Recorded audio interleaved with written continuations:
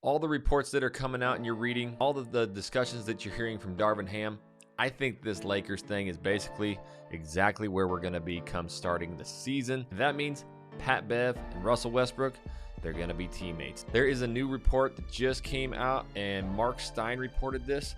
Russell Westbrook and Pat Bev have already been in contact since becoming Laker teammates, league sources tell me, and new coach Darvin Ham has told them he has lineups in mind to play Russ and Pat Bev side by side. What I want to do is really discuss this and open up the forum for you guys to leave your comments, but we're going to really dissect if this team can play together, if they're going to start the season and continue the season with both Pat Bev and Russell Westbrook. I am your NBA white guy. I talk all things NBA hoops from a hooper's perspective.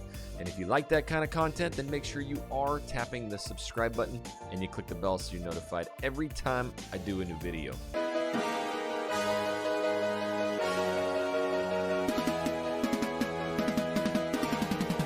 Now, the first thing I want to do is come out and talk about you guys and your comments. See, I'm getting killed in the comments because of all the news stories that I'm doing. Unfortunately, when I try and talk other NBA stuff like best players of 2022, 2023, none of you guys watch it. None of you guys comment and engage, so they don't do anything. So unfortunately, in the YouTube world, you kind of have to do this clickbaity stuff to just get any views. So I love talking all things hoops. You guys have to make sure that you're commenting on every single video that I do so that we can start talking more NBA stuff instead of clickbaity stuff. Now, Russell Westbrook, Pat Bev, I guess they've been talking, and I could totally see this happening.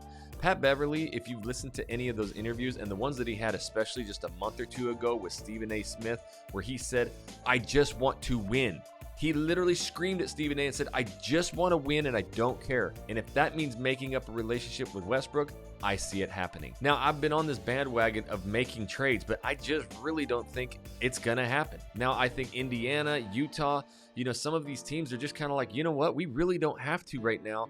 We may just wait till the trade deadline and see what other teams, maybe playoff contenders that have way better trades than what the Lakers have right now, and soaking up this Westbrook contract. In fact, I was listening to Bill Simmons. He's a very popular NBA guy. He said that if Westbrook went to another team and got a buyout, he would be completely done. Like, his NBA career would be over. Now, I think that's a little bit far and that's a stretch. This is something that I think the Lakers, they've made this bed and they got to lay in it, and especially LeBron. But here's the thing I really want to discuss. We're going to go and break this whole thing down and how they play together. At the end of the day, I think Darvin Ham's #1 job is getting this team to buy in. I have played so much basketball in my life.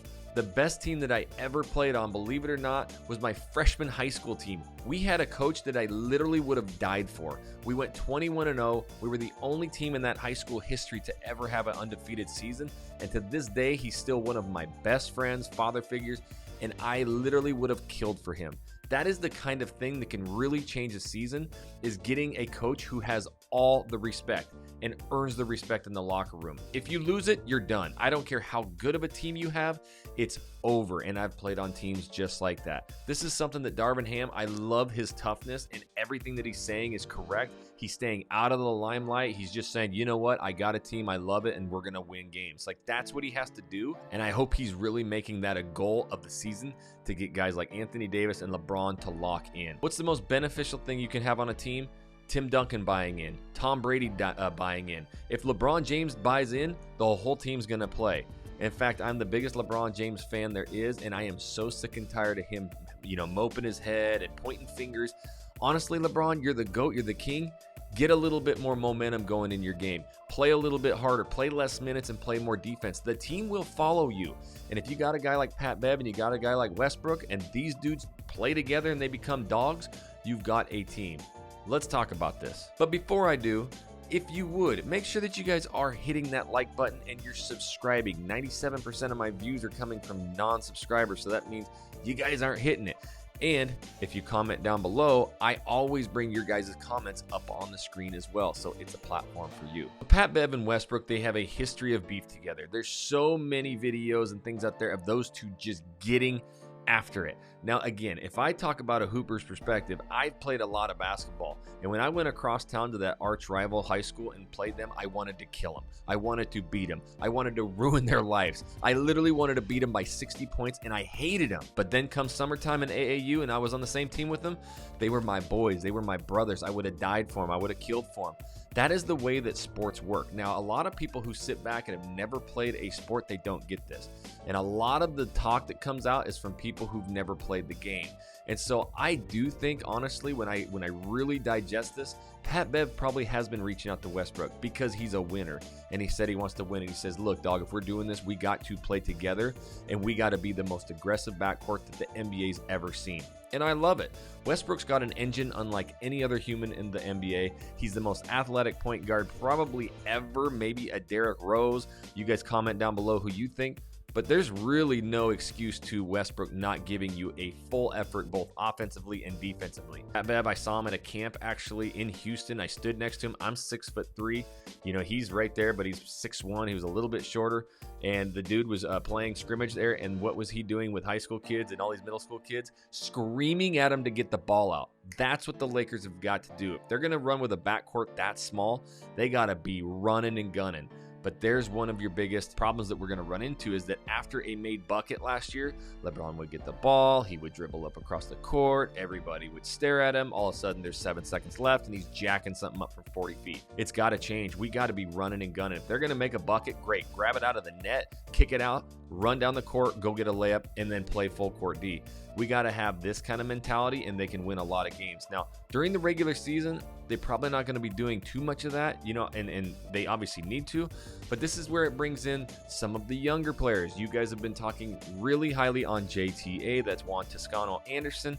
I'm a big proponent of him too. I really miss Stanley Johnson because I earned my position in college as a starter from a redshirt. I was supposed to redshirt my first year in college, but I went in there as one of the top players in the entire state where I came from, and everybody else was too. And the one thing about Coach Dick Fields that he told me in freshman year was when one of the dads reached out to him and said, hey, you know, why isn't my son playing over so-and-so? He can score more points. And he says, I don't need more points. I need defense and steals, and that's what he does. I got Jackson over there to score me 20, 30 points a game, me, right? I need role players. And so when I went to college and I was the best player in the state to now playing with all the best players in the state, and they were way better than me, way better shooters, I was a super freak athlete. I could jump high, I could dunk, and I could rebound. And I took on this role of an absolute just on the floor Dennis Rodman worm. I led the entire league in rebounds at 6'3". That was my thing. Stanley Johnson had that, and I loved watching him.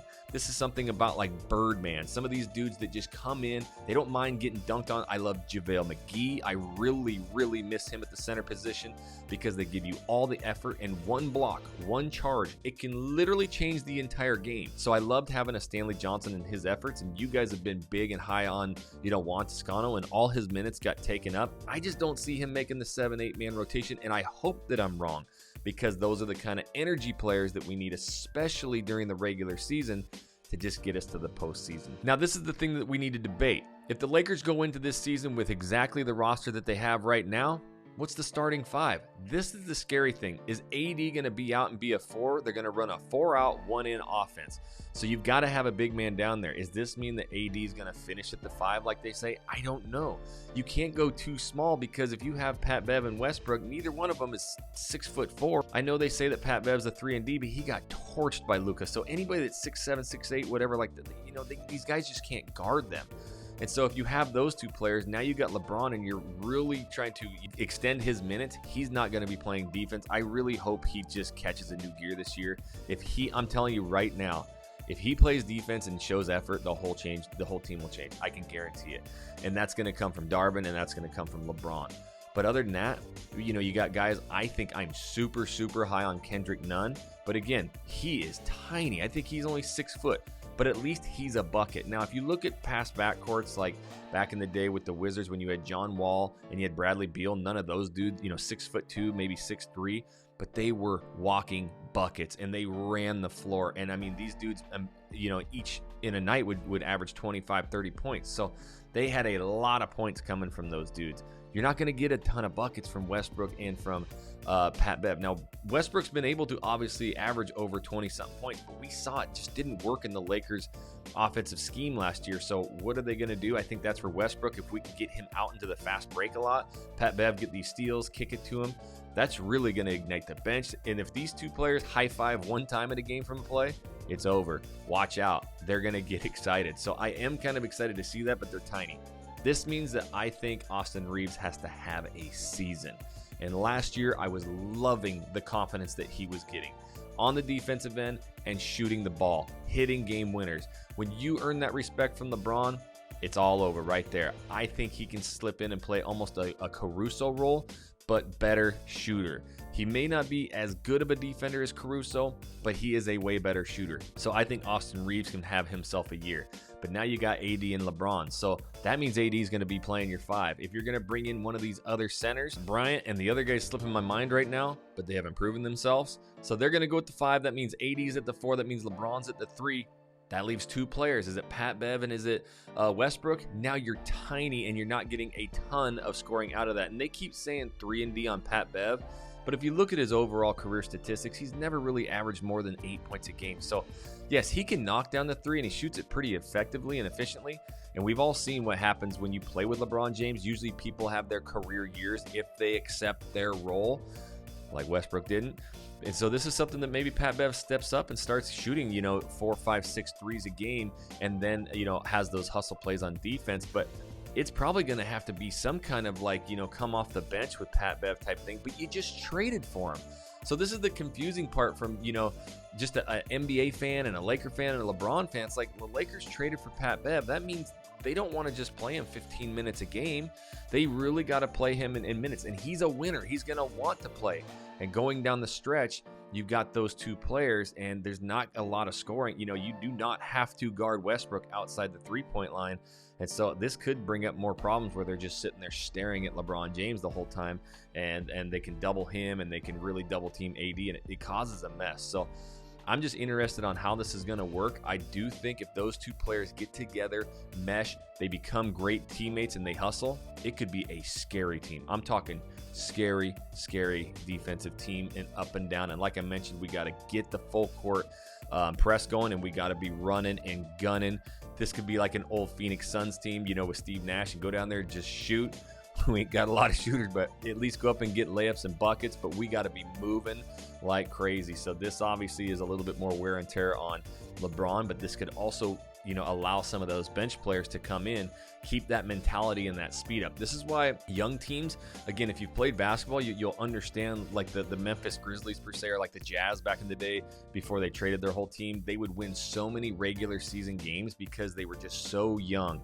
But come playoffs, I never was like, I'm fearful of them. I knew it. Just you could see it. Vets play such a major role into the playoffs. That's why I really love having some good veteran players. Even, having Pat Bev come in, he's 34 years old, but the dude just gets it towards the end of the postseason, and LeBron's the best, in postseason situations. So you just got to get to there. And if we can get some of these younger, role players and bigger minutes during the regular season and get the tempo up and really get into these other teams defensively, hey, there's a shot, there's a shake. Comment down below. What do you think of the starting 5? Who is the starting 5 for the Lakers this season? And do you see this Westbrook-Beverly thing actually working out? I would think it would be probably the most interesting topic of the NBA season, not only this season, but any. But we've seen it in the past. We've seen it with Kobe Bryant and Matt Barnes. We've seen it with Lance Stevenson and LeBron, although it wasn't really the best duo. But this has happened in the past, and we may have to see it again. I am your NBA white guy. I talk all things hoops from a hooper's perspective. And if you are loving this content, make sure you're hitting that subscribe button, and you're always commenting and liking the video. This is how I can get more videos out to you guys. And until that next video, my homies, we'll catch you later.